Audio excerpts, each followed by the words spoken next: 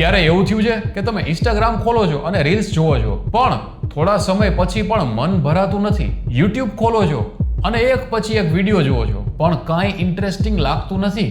Game રમો છો, music સાંભળો છો, મિત્રો સાથે વાત કરો છો, છતાં પણ અંદરથી એક જ ફિલિંગ આવે છે કે કોઈ વસ્તુમાં હવે પહેલા જેવી મજા નથી. અને સૌથી ખરાબ વાત તો એ છે કે તમને ખુદને ખબર જ નથી પડતી કે આવું શું કામ થાય છે. પહેલા જે વસ્તુઓ તમને કલાકો સુધી એક્સાઇટ કરતી હતી, એ હવે માત્ર 10 મિનિટમાં બોરિંગ લાગે છે. જો તમારી સાથે પણ આવું થાય છે તો તમે કદાચ લેઝી નથી, કદાચ તમારા બ્રેનની રિવોર્ડ સિસ્ટમ એવી રીતે ટ્રેન થઈ ગઈ છે કે નોર્મલ લાઈફ હવે તેને પૂરતી સ્ટિમ્યુલેટિંગ લાગતી નથી. અને આજે આપણે ન્યુરોસાયન્સના આધારે સમજવાના છીએ કે કેમ આપણાને કાંઈ ઇન્ટરેસ્ટિંગ લાગતું નથી, તમારા બ્રેનમાં ખરેખર શું થઈ રહ્યું છે, અને સૌથી મહત્વનું, તેને પાછું નોર્મલ કેવી રીતે કરવું. પાર્ટ 1, પ્રોબ્લેમ તમારી પર્સનાલિટીમાં નથી. સૌથી પહેલા એક વાત સમજવી જરૂરી છે. જ્યારે તમને કોઈ વસ્તુમાં ઇન્ટરેસ્ટ નથી આવતો, ત્યારે આપણે તરત કહીએ છીએ, હું લેઝી છું, મારામાં ડિસિપ્લિન નથી, મારું ફોકસ ખરાબ છે. પરંતુ દરેક વખતે પ્રોબ્લેમ પર્સનાલિટી નથી હોતી. તમારું બ્રેન સતત એ વસ્તુઓ તરફ ધ્યાન આપવા લાગે છે જ્યાં તેને ઝડપી રિવોર્ડ મળે છે. માનો કે તમે સવારે ઉઠો છો અને ફોન હાથમાં લ્યો છો, એક રીલ, બીજી રીલ, ત્રીજી રીલ, દરેક થોડા સેકન્ડમાં નવો ફેસ, નવું મ્યુઝિક, નવી ઇન્ફોર્મેશન, નવો જોક, તમારા બ્રેનને સતત નવા સ્ટિમ્યુલાય મળતા રહે છે. હવે જે વ્યક્તિ જ્યારે બુક ખોલે છે, પહેલા 5 મિનિટમાં કાંઈ ખાસ નથી થતું અને ચેપ્ટર ધીમે ધીમે આગળ વધે છે. કોઈ ઇન્સ્ટન્ટ રિવોર્ડ નથી અને બ્રેન કહે છે આ બોરિંગ છે. પણ શું ખરેખર આ બુક બોરિંગ છે? જરૂરી નથી. તમારું બ્રેન ઇન્સ્ટન્ટ સ્ટિમ્યુલેશનનું આદી બની ગયું હોઈ શકે.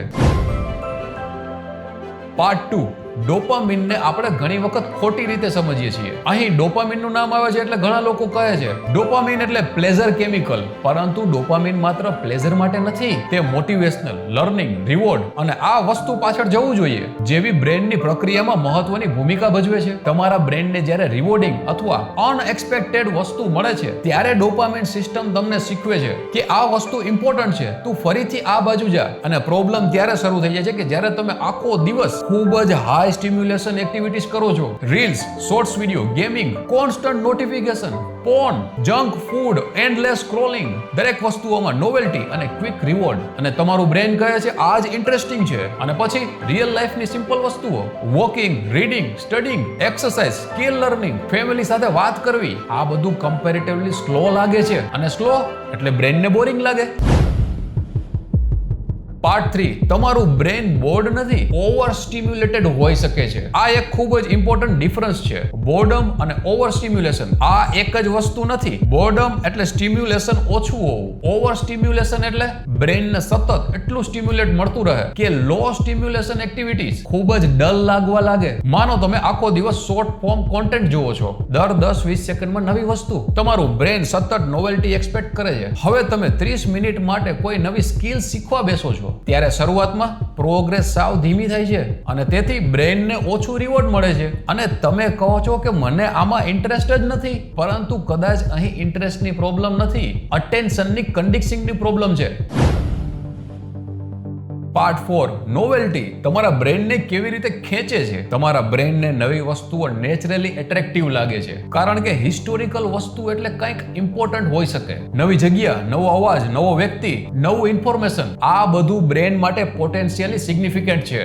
આજના ડિજિટલ વર્લ્ડમાં બધા જ પ્લેટફોર્મ આ જ પ્રિન્સિપલનો ઉપયોગ કરે છે. તમે સ્ક્રોલ કરો છો, એક વિડીયો, બીજો વિડીયો, પછી ત્રીજો, અને તમને ખબર જ નથી કે આગળ શું આવશે. અને આ અનસર્ટેનલી પોતે જ અટેન્શન ખેંચી શકે છે. એટલે જ સ્ક્રોલિંગ રોકવી ઘણીવાર મુશ્કેલ બની જાય છે. તમે ફોન ખોલો છો કેમ કે તમને ખબર નથી કે આગળ શું મળશે, અને દરેક સ્વાઇપ સાથે બ્રેનને કહેવામાં આવે છે may be the next one will be better. આ મે બી તમને સ્ક્રોલિંગ કરાવતું રહે છે.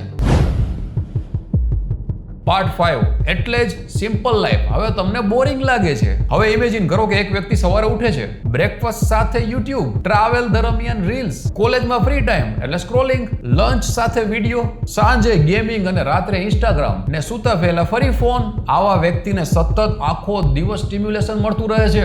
હવે આપણે તેને કહી કે તું શાંતિથી 30 મિનિટ બેસ, તો તે બેસી શકશે નહીં, તેને અશાંતિ થશે. બુક વાંચ તો 2 પેજ પછી ફોન યાદ આવશે. એક્સરસાઇઝ કર તો 10 મિનિટ પાછું બોરિંગ લાગશે.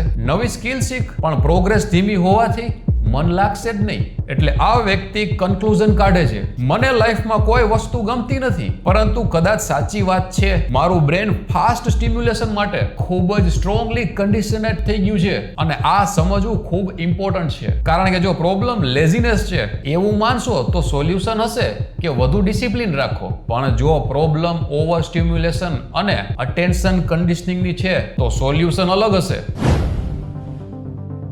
પાર્ટ 6. હવે સૌથી મોટી ભૂલ, દરેક વસ્તુને ડોપામાઇન ડિટોક્સ કહેવી. આ ટોપિકમાં ડોપામાઇન ડિટોક્સ શબ્દ બહુ પોપ્યુલર છે, પરંતુ એક દિવસ ફોન બંધ કરી દેવાથી તમારું ડોપામાઇન સિસ્ટમ મેજિકલી રીસેટ થઈ જશે એ માનવું બહુ ખરાબ છે. તમારું બ્રેન કોઈ સિમ્પલ સ્વિચ નથી, ઓન ઓફ અને રીસેટ એવું નથી. રિયલ સોલ્યુશન વધારે પ્રેક્ટિકલ છે. તમારે તમારા બ્રેઇનને ફરીથી શીખવવું પડશે કે સ્લો રિવોર્ડ પણ વેલ્યુએબલ છે અને આ પ્રોસેસમાં સમય લાગે છે.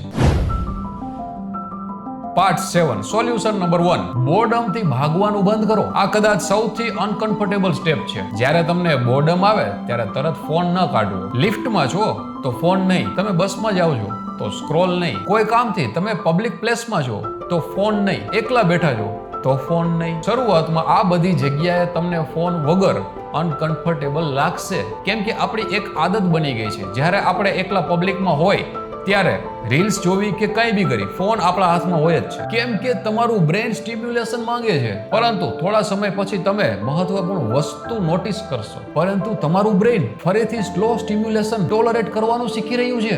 બોર્ડમ દુશ્મન નથી, બોર્ડમ અટેન્શન માટે ટ્રેનિંગ ગ્રાઉન્ડ બની શકે છે. પાર્ટ 8. Solution number 2. ડીપ વર્કને ખૂબ નાનો રાખો. જો તમે હાલમાં માત્ર 5 મિનિટ પુસ્તક વાંચી નથી શકતા તો સીધું 2 કલાકનું ટાર્ગેટ ના રાખવું. પહેલા તમારા બ્રેનને ટ્રેન કરો. પહેલા 10 મિનિટ, પછી 15, પછી 20 મિનિટ. પણ આ સમયે તમારે ફોનથી દૂર રહેવું. એક જ ટાસ્ક, નો સ્વિચિંગ, નો નોટિફિકેશન. તમને શરૂઆતમાં બોરિંગ લાગશે, પરંતુ અહીં એક ઇમ્પોર્ટન્ટ પ્રિન્સિપલ છે. મોટિવેશન પહેલા નથી આવતી. ઘણીવાર તમે પહેલા કામ શરૂ કરો છો, ફોકસ ડેવલપ થાય છે, ઇન્ટરેસ્ટ ડેવલપ થાય છે. એટલે ઇન્ટરેસ્ટ આવે ત્યારે શરૂ કરીશ. આ વિચાર ઘણીવાર ટ્રેપ હોય છે. ક્યારેક તમારે ખુદને પહેલા શરૂ કરવું પડે છે જ્યારે ઇન્ટરેસ્ટ ના પણ હોય. પાર્ટ 9. સોલ્યુશન 3. ઇન્સ્ટન્ટ રિવોર્ડને કંટ્રોલ કરો. તમારે એન્ટરટેનમેન્ટ સંપૂર્ણ બંધ કરવાની જરૂરત નથી, પરંતુ તેનું ટાઈમિંગ અને એક્સેસિબિલિટીને કંટ્રોલ કરો. જેમ કે સવારે ઉઠ્યા પછી તરત ફોન નહીં, સ્ટડી દરમિયાન નોટિફિકેશન ઓફ, દરેક થોડા મિનિટે સોશિયલ મીડિયા ચેક ન કરવું, અને સૂતા પહેલા એન્ડલેસ સ્ક્રોલિંગ નહીં. અને સૌથી મહત્વનું, રિવોર્ડ અને એફર્ટ પછી જોડો. એક્ઝામ્પલ, પહેલા 45 મિનિટ સ્ટડી, પછી 15 મિનિટ એન્ટરટેનમેન્ટ. આ રીતે બ્રેન ધીમે ધીમે શીખે છે. એફર્ટ, રિવોર્ડ, આ ખૂબ હેલ્ધી પેટર્ન છે. પાર્ટ 10. સોલ્યુશન 4. રિયલ લાઈફમાં નોવેલ્ટી બનાવો. તમારે માત્ર ફોન ઓછો કરવો એ પૂરતો નથી, તમારી રિયલ લાઈફને પણ ઇન્ટરેસ્ટિંગ બનાવવી પડશે. નવી સ્કિલ શીખો, નવી જગ્યાએ જાઓ, એક્સરસાઇઝનો અલગ પ્રકાર ટ્રાય કરો, કોઈ પ્રોજેક્ટ ટ્રાય કરો, કોઈ પુસ્તકનો ટોપિક એક્સપ્લોર કરો, મિત્રો સાથે મિનિંગફુલ કન્વર્ઝેશન કરો. નવી વસ્તુઓ શીખવી અને બનાવવી તમારા બ્રેનને હેલ્ધી પ્રકારનું સ્ટિમ્યુલેશન આપી શકે છે. ફરક એટલો જ છે કે અહીં માત્ર તમે કન્ઝ્યુમ નથી કરતા, અહીં તમે પાર્ટિસિપેટ કરો છો. પાર્ટ 11. સૌથી મહત્વની વાત, કન્ઝ્યુમ ઓછું, ક્રિએટ વધારે. આ આખા વિડીયોનો સૌથી વધારે ઇમ્પોર્ટન્ટ પોઈન્ટ છે. તમારી પાસે 2 રસ્તા છે. કન્ઝ્યુમ, બીજાના વિડીયો જુઓ, બીજાના ફોટોઝ જુઓ, બીજાની સક્સેસ જુઓ, બીજાનું એન્ટરટેનમેન્ટ જુઓ. અથવા ક્રિએટ, તમારો વિડીયો બનાવો, કોઈ સ્કિલ શીખો, કોઈ બિઝનેસ આઈડિયા પર કામ કરો, ડ્રોઈંગ કરો, રાઇટિંગ કરો, વર્કઆઉટ કરો, પ્રોજેક્ટ બનાવો. કંઈક એવું કરો કે જ્યાં આઉટપુટ તમારું હોય. કારણ કે પેસિવ કન્ઝપ્શન ખૂબ ઈઝી છે. તમારે માત્ર સ્ક્રીન સામે બેસવાનું છે, પરંતુ ક્રિએશનમાં એફર્ટ જોઈએ, અને એફર્ટ સાથે સેટિસ્ફેક્શન અલગ પ્રકારનું હોય છે. તમે જ્યારે કોઈ મુશ્કેલ વસ્તુ શીખો છો અને થોડા અઠવાડિયા પછી રિયલાઇઝ કરો છો, અરે હું આ કરી શકું છું, એ રિવોર્ડ ખૂબ પાવરફુલ હોય છે.